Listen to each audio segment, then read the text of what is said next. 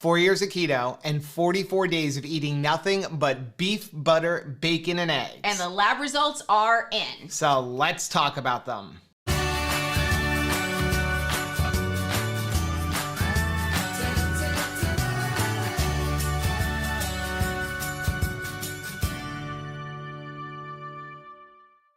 Hey, what's up, family? I'm Rachel. And I'm Joe. And we are Two Crazy Ketos. And if you're new to our channel, welcome. Here on Two Crazy Ketos, we do different things like recipe videos and we do product reviews.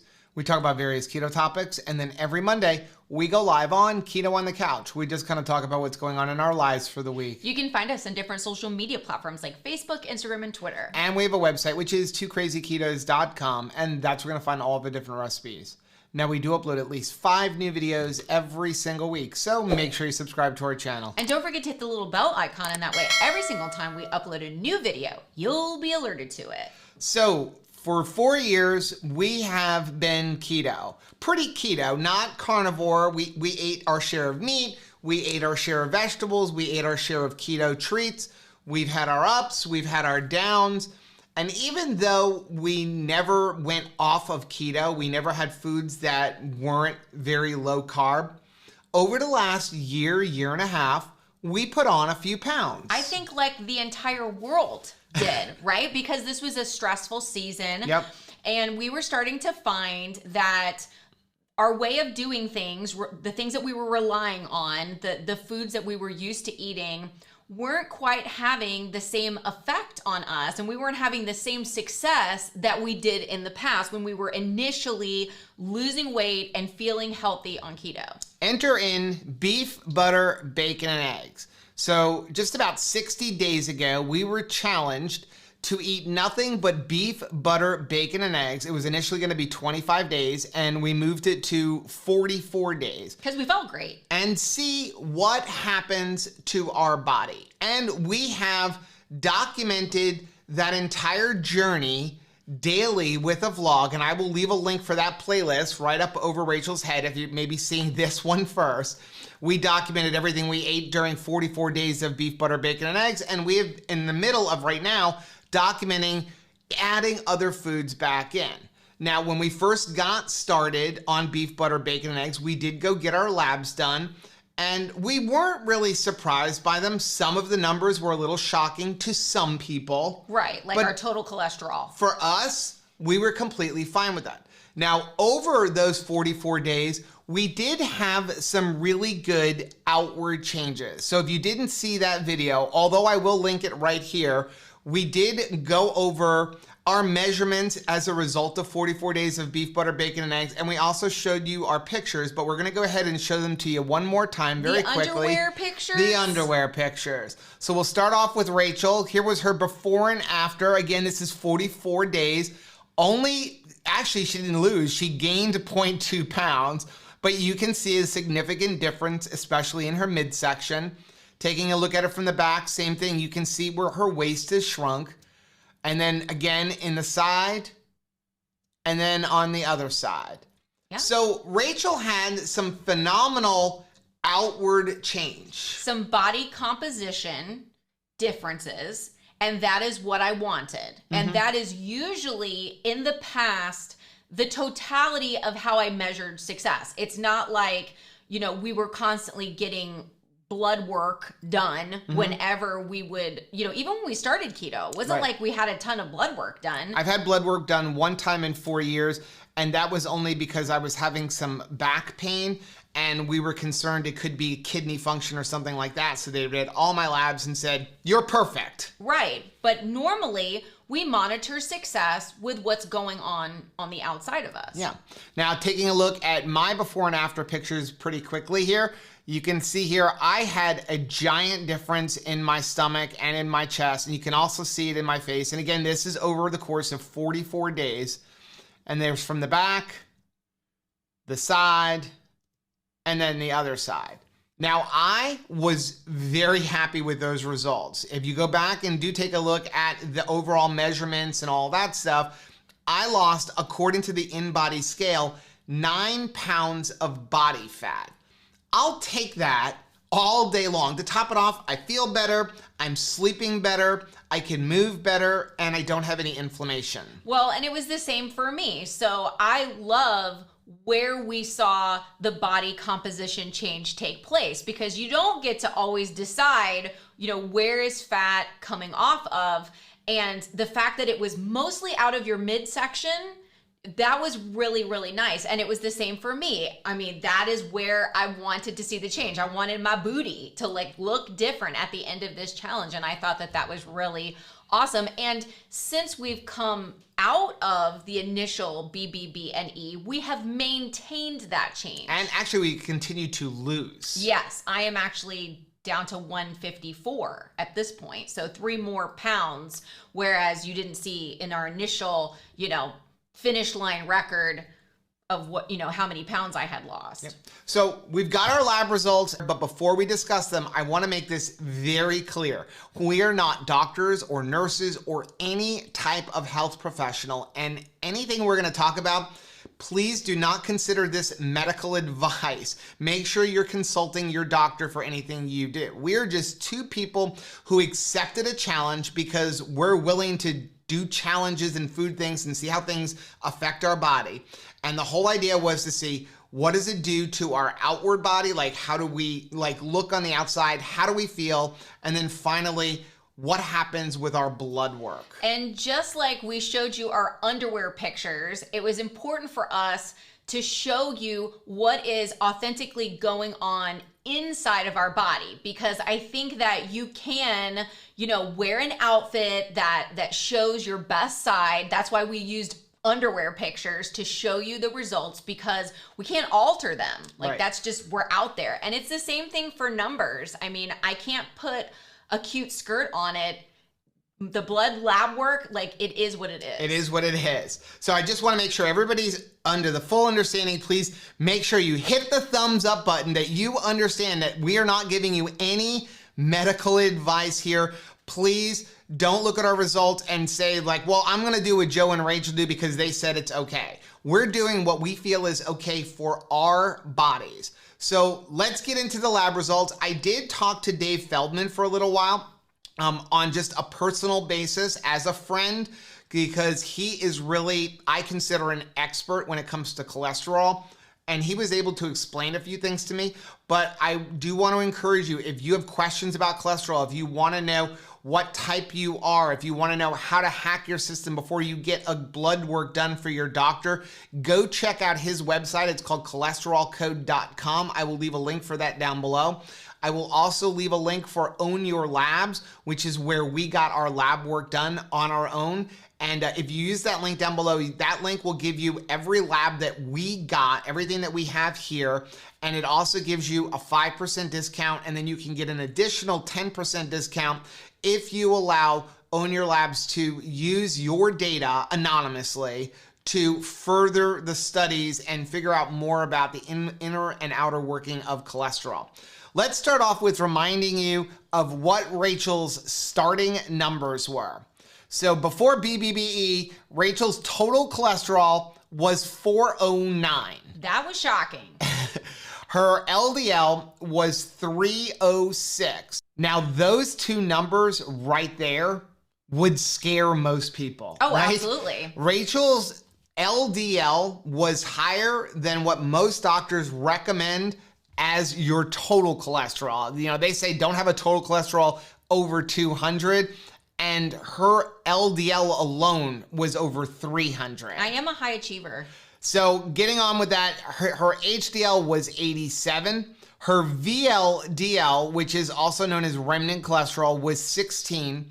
Triglycerides at 57. Her fasting glucose was 86. Her A1C was 4.8. And her fasting insulin was 1.7.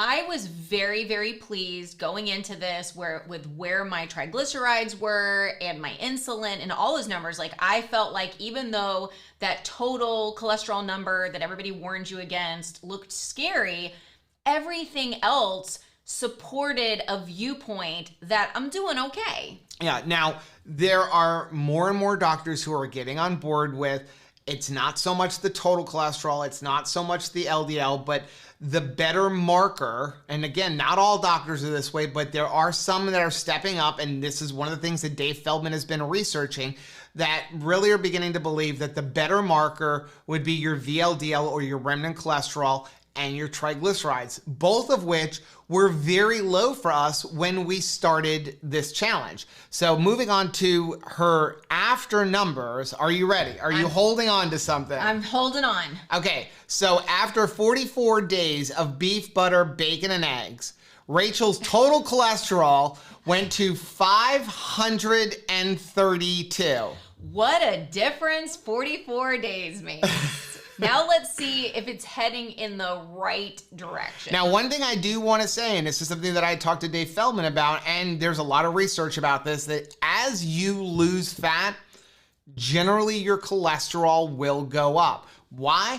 Because your fat cells are shrinking and it's got to go somewhere. Her LDL shot from 306 to 415. So at this point, Rachel's LDL was higher than her total cholesterol before beef, butter, bacon, and eggs. Are you concerned? No, I'm not. You're not? I'm not, because I know that I shouldn't put a lot of stock in those total numbers, but I am looking to see what does the remnant cholesterol look like now. Right. Now, again, this is not medical advice. This is just what has happened to us over 44 days, and use this information how you will.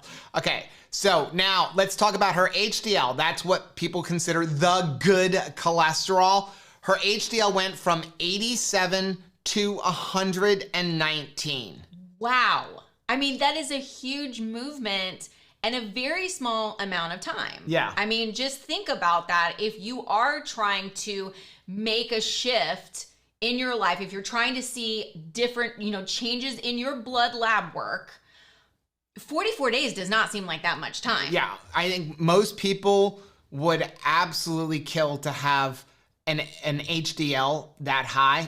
I mean, really, you want to strive to have it over 50, and you're double that, more than double that. In a very short amount of time. Now let's move on to the two numbers that, in my personal opinion, with all of the research that I've done and after talking to Dave Feldman, these are the numbers that really matter to me when it comes to risk for heart disease and things like that. So we're gonna look at her VLDL, which is her remnant cholesterol.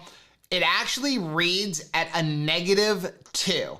So that's probably a rounding error. Essentially, her remnant cholesterol is 0.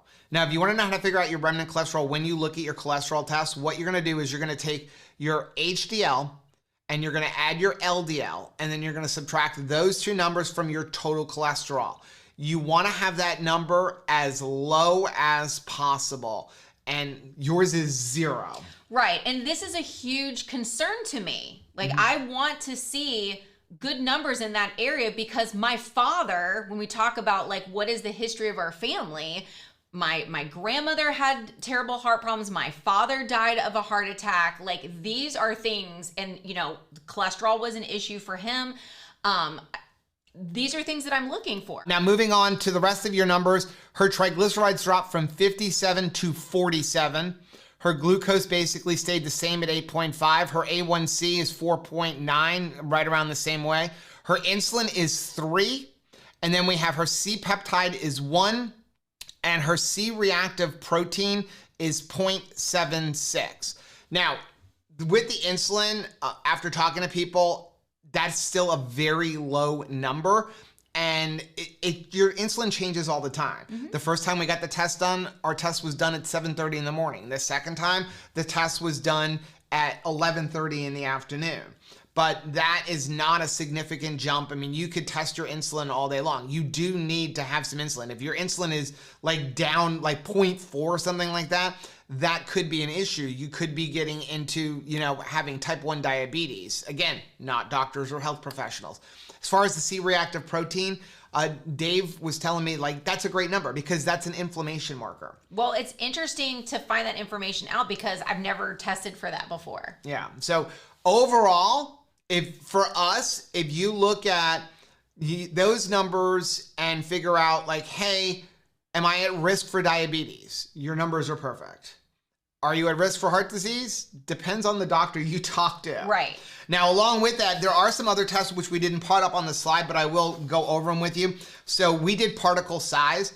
And again, because I'm not a health professional, I don't want to dive too much into it, but Rachel's LDL size is 22.1, and she's considered a pattern A with the LDL size, and that's a good thing. You ready to get into mine? Let's see. Okay. So beforehand, my total cholesterol was 348. That seems like a slacker, yo. And my LDL was 267. So once again, my LDL was higher. Again, this was before eating beef, butter, bacon, and eggs. My LDL was higher than what most people would consider to be a safe total cholesterol. Moving back to that, my HDL was 65. My VLDL, which was my remnant cholesterol, was 16 as well. Triglycerides were 62. Glucose was 90. A1C was 4.8. Actually, that's incorrect. My A1C was 5.2. And my insulin was 4.1. And again, I was very happy with this. Like I was happy with these numbers because they reflect what has happened on a general keto lifestyle. Like this is what the keto life has done for us, and we're just regular people eating keto food. Yep. You want to see my after results? Yes. Okay, so here's my after results. So my after results, my total cholesterol was 365, so went up a couple points, but not too much. My LDL went up to 272, again, just a couple points. But my HDL went from 65 to 89. Wow. And my remnant cholesterol dropped from 16 to 4. That's incredible. In addition, my triglycerides dropped from 62, which is already low, to 49. My glucose was a 92. My A1C did stay the same. Like I said, that other chart over there is wrong. It is 5.2. My insulin was 3.8. My C-peptide was 1.2. And C-reactive protein was 0.66. So again, now Dr. Berry has lots of videos on blood work, and he is a better person to go watch to learn more about things. But like one of the things he has talked about in videos is keeping that C-reactive protein very, very low. So I am very happy, especially considering the amount of arthritis I've had in my body with injuries to my ankle, injuries to my elbow and my wrist and things like that, to see that inflammation marker very low, like almost non-existent. I'm really happy. More importantly, I feel good. Well, I do too. And as somebody who's I'm in my mid 40s, you're now in your 50s, the future looks really bright because I do not feel the same as I did when I was in my 20s. In my 20s, I felt very bogged down, very foggy, joints hurting. And I just thought that as we continue to live our life, it's going to get worse, right? It's not going to get better. And the fact that not only can a keto diet help you to have good results and to get better as you age, having this stricter protocol that we practice over these 44 days and really taking a stringent look at your ingredients made us do even better, which was incredible. Yeah. So, I mean, and again, we ate a tremendous amount of saturated fat, and yet you see our HDL going up. Again, we feel phenomenal. If you are curious, we both have perfect blood pressure. So it's not like we have high blood pressure combined with high total cholesterol. We have perfect blood pressure. The only two markers when you look at that don't seem correct is that total cholesterol and the LDL. Now, in talking to Dave, he has put us into a category. He said that there are not a lot of people like this, but he's seeing more and more of it in the low carb community. And he titles us, he says it's his triad. And that is, we're considered lean mass hyper responders. Now, he does have an entire article on that on his website. And he actually just recently, I was looking on his website, they got a donation to further learn about this and to further, figure out like exactly what's going on, because lean mass hyper responders generally, something doesn't look right. Like the numbers don't make sense because we have a high LDL, a high HDL, but low triglycerides, and then we have low remnant cholesterol. And I think it's important for us to mention that we do not take any medication at all. No. There is not one piece of medication that we are taking at all at any time of the month, to affect numbers in any way. Yeah. So that is our labs. And I know there's a lot of people right now down in the comments going, are you serious with those total cholesterols? You think that that's okay? For me, again, not medical advice, I am perfectly happy with my numbers. I would rather feel the way I feel right now, not having the inflammation, having more energy, having better sleep, eating the way I eat, enjoying my food, not freaking out and worrying about, am I overeating? And then seeing the low triglycerides, which again, is a really good indication for cardiovascular disease, seeing the low insulin, seeing the low glucose, and knowing that I'm not at risk for diabetes. Well, and when we started this 4 years ago, people were saying then you're going to drop dead. So Right. I guess the only way to prove that that is incorrect is to continue living. So Yeah. we have continued on this keto journey, and we've even practiced a stricter protocol than what we normally adhere to. And we're not dead. So Yeah. that's the good news. That's great news. Congratulations. High five on that. High five on that one. Still alive. We are still alive, feeling great. We're going to continue this moving forward. My personal, what I want to do, and again, Rachel is her own person and she can do what she wants to do. I am going to continue eating mostly beef, along with butter and eggs and, pork and a few vegetables thrown in. But I really am going to continue where probably about 80 to 90% of my diet will be beef, butter, bacon, and eggs. Why? I like it. Well, and it's the same for me because I enjoy these results. I enjoy feeling good. I enjoy not riding a roller coaster of ups and downs.